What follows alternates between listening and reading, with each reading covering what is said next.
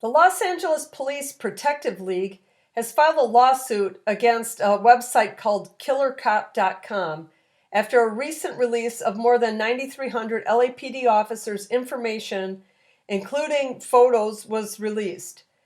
The site was awarding a bounty for anyone who killed a cop. A man named Stephen Sutcliffe runs the site and has a Twitter account that is currently suspended, which posted on March 20th, "Remember, rewards are doubled all year for detectives and female cops," and showed an image offering $1,000 and $2,000 to anyone who killed an officer. Sutcliffe says his free speech is being infringed upon.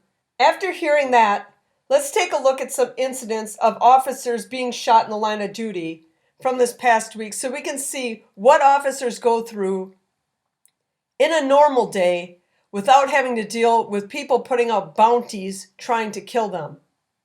On March 27th, in Littleton, Colorado, a law enforcement officer was injured and a suspect was killed. A suspect has died and a Lakewood police agent is injured after an armed robbery that ended in an agent-involved shooting. At approximately 1:43 p.m., Lakewood police were called to the 400 block of South Oak Street for a report of an armed robbery. The victim, a mail carrier, was on his route when two juvenile Hispanic females approached him and robbed him at gunpoint. The suspects then ran off. Lakewood agents located one of the suspects near the Grease Monkey located on West Alameda. The suspect was confronted by the agents and pointed her gun at them. The agents fired, striking the suspect. Agents immediately began life-saving measures, and the suspect was transported to a local hospital.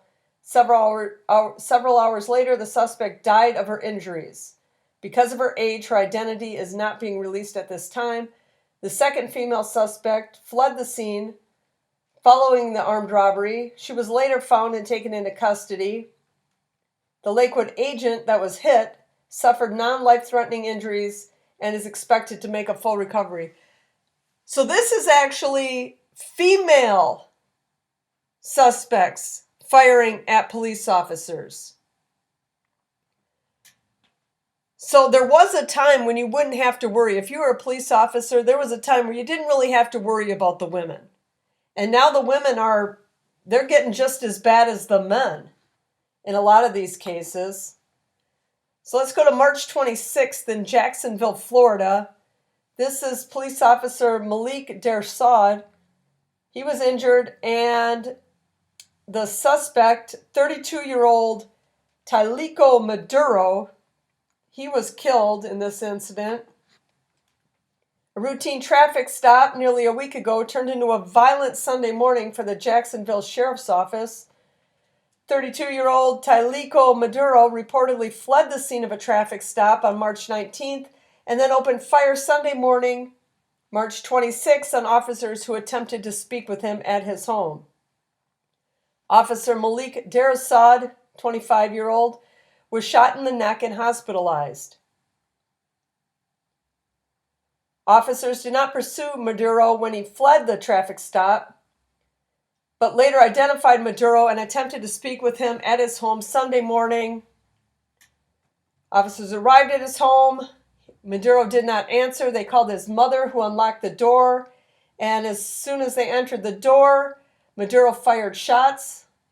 The SWAT team was called to the scene after the officer was shot, and Maduro reportedly took his own life. So, again, officers can get shot at any time while they're at work. They went to check on this guy, and this guy didn't have any problems firing shots with his mom standing there when she let the officers in. Now let's move on to March 26th in Henderson, Tennessee. This is the law enforcement officer was injured during a standoff while serving a warrant. On Sunday afternoon, March 26th, around 2 p.m., Henderson police officers and Chester County Sheriff's deputies were attempting to serve an arrest warrant at a residence in the city of Henderson. While searching the residence for the suspect discharged a shotgun, striking a Henderson officer. The officer was attempting to locate the suspect in the residence when he opened a bedroom door and was immediately met with a shotgun blast. The room contained a small child, causing officers not to return fire. A perimeter was set up and tactical teams were called. After several hours, negotiators were able to get the suspect to surrender without further incident. The officer was taken to the local hospital and was treated and released and is expected to make a full recovery. The suspect has been charged with attempted first-degree murder and employing a firearm in the commission of a felony. So again, he gets shot by a shotgun just for opening the door to a room while he's looking for this guy so he can serve a warrant to him. Still on the 26th in Gilroy, California, sheriff's deputy was injured and 35-year-old Vincent Martinez, the suspect, he was injured and arrested. A man who reportedly fired his gun at officers during an hours-long standoff in Gilroy was taken into custody Sunday afternoon after he was shot by the police and he began to charge at them. The incident began Sunday around 8 a.m. when sheriff's deputies responded to a welfare check. While at the scene, Martinez began shooting at the officers. After hitting a deputy with a bullet, the suspect barricaded himself inside the residence. Hours later, a fire broke out inside the residence, and Martinez reportedly emerged from inside with a handgun, advancing on nearby officers and attempting to break into an armored vehicle.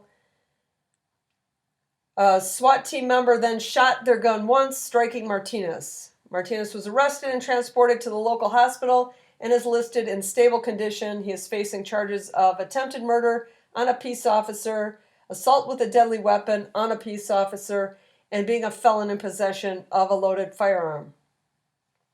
So again, they get in these standoffs with these guys that just start shooting at them during a welfare check.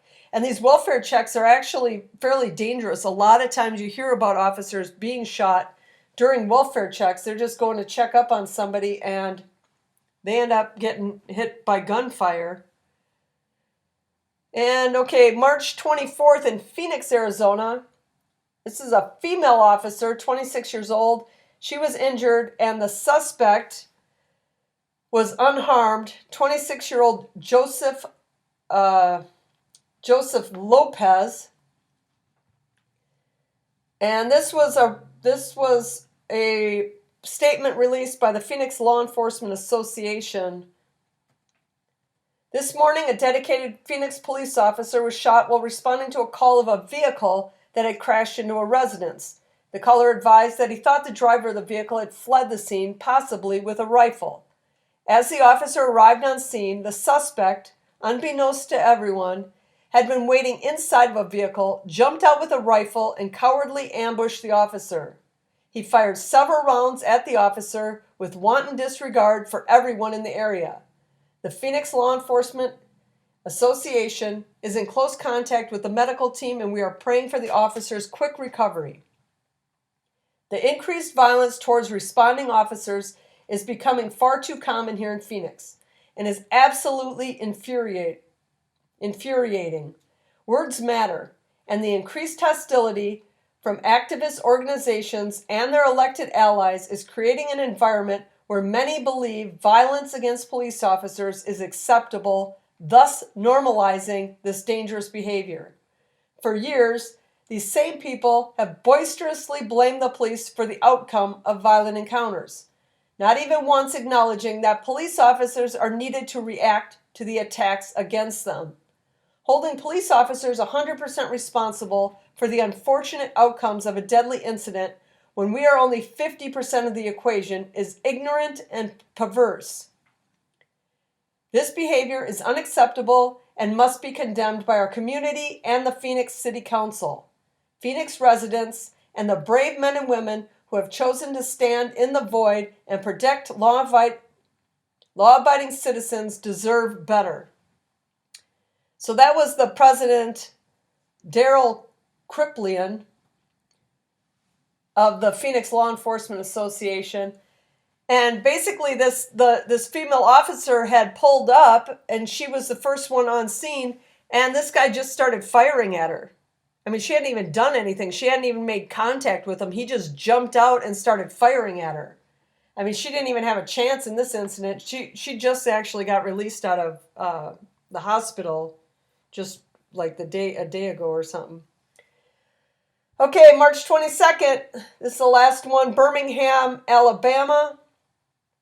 2 law enforcement officers were injured, and the suspect, John Russell Thomason, he's 31 years old, he was unharmed and arrested.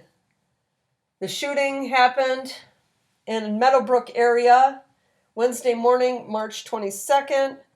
Both deputies were taken by ambulance to the hospital with serious but non-life-threatening injuries and were released later that afternoon. Deputies were doing a welfare check at the home when the shooting happened. Upon arrival, deputies say they observed signs of forced entry into the home. While checking the residence, deputies say they were assaulted with a firearm and returned fire. The suspect surrendered to the police a short time after negotiating with deputies. They identify the suspect as 31-year-old John Russell Thomason. He is being held in jail on 2 attempted murder, assault of a police officer with gun charges. His bond on those 2 charges totals $1 million. He is also facing a criminal trespassing charge, and that charge carries a $2,000 bond. So again, this is another welfare check. The police are just going to these places on welfare checks and are getting ambushed by people in the residence.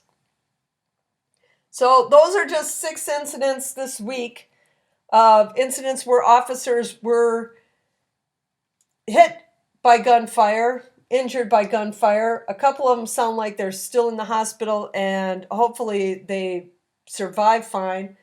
But all this comes off of that original story of the LAPD officers, that website with the guys putting out pictures and their names and, putting targets out on their back and giving bounties of, $1,000 or $2,000 to anyone who kills a cop. And cops' jobs are hard enough. They don't need to deal with that extra stress on them of stuff like that. So thanks for watching.